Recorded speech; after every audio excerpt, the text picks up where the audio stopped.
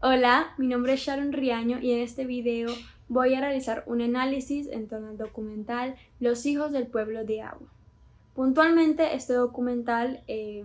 por el nombre y por la sinopsis, podemos dar a entender que es de modo expositivo, puesto a que se centra en una masacre que se llevó a cabo en los años 2000 en los pueblos de Buenavista y de Nueva Venecia en Magdalena. Entonces aquí podemos notar de primera mano que se va a centrar en un hecho histórico que seguramente van a narrar o van a exponer.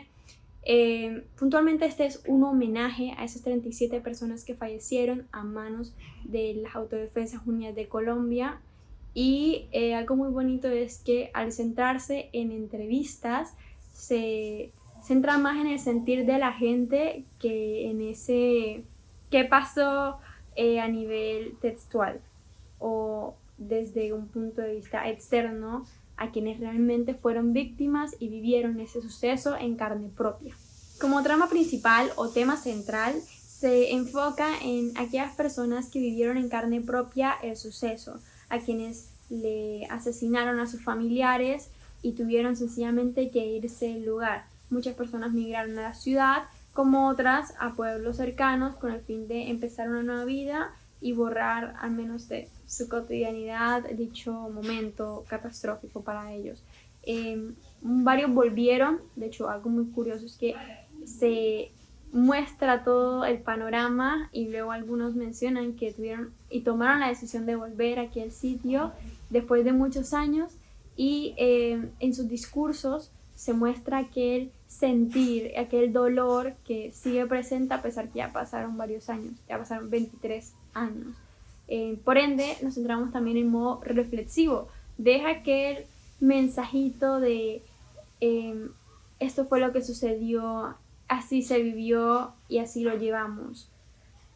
Adicional a eso, como es un hecho histórico y están hablando con personas, con las víctimas del evento, eh, aquí ya nos centramos más en qué tiene para transmitir y de qué forma cuenta la historia. Entonces, adicional a eso, tenemos el recurso de la musicalidad, o sea, tienen de fondo en varias escenas lo que viene siendo su propia música,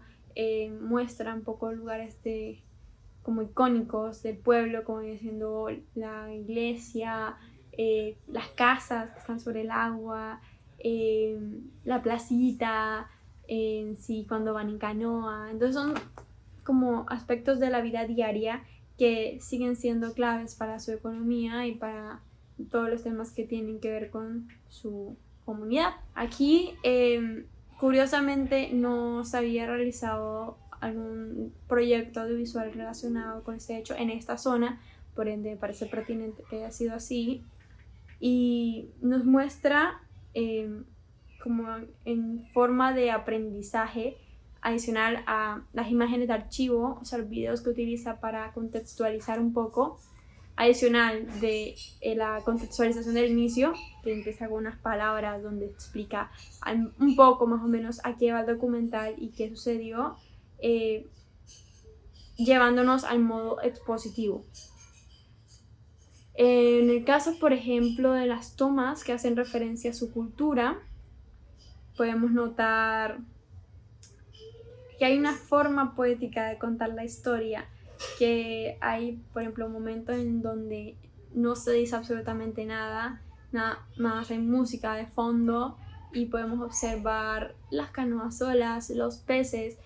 un pescador tirando la red. Podemos también notar cuando entra a una casa que está sola, despojada, que tiene inclusive daños internos, ya sea por la humedad, etc. Y ya de por sí nos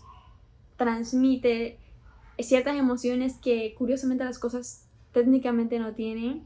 pero nosotros le damos el significado, le damos ese sentido que nos están contando o nos están pasando de primera mano esas personas.